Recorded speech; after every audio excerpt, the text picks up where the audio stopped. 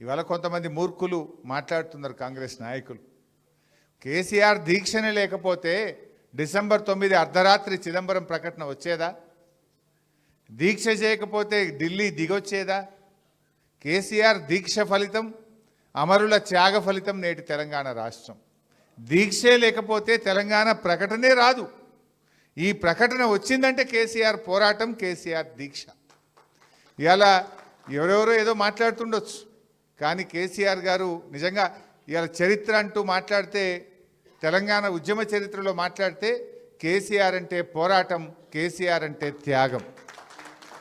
రేవంత్ రెడ్డి గురించి కూడా తెలంగాణ ఉద్యమం గురించి చెప్పాలంటే, రేవంత్ అంటే వెన్నుపోటు, రేవంత్ అంటే ద్రోహం. తెలంగాణ ఉద్యమానికి ద్రోహం చేసిన వ్యక్తి ఎవరైనా ఉన్నారంటే రేవంత్ రెడ్డి, వెన్నుపోటు పొడిచిన వ్యక్తి ఎవరైనా ఉన్నారంటే రేవంత్ రెడ్డి.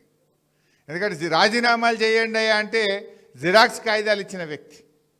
అరే ఉద్యమానికి గెలిచి రావయ్యా అంటే జై తెలంగాణ నుండి తుపాకీ పట్టుకొని కాలుస్తా అని రైఫిల్ పట్టుకొని బయలుదేరిన రైఫిల్ రెడ్డి రేవంత్ రెడ్డి.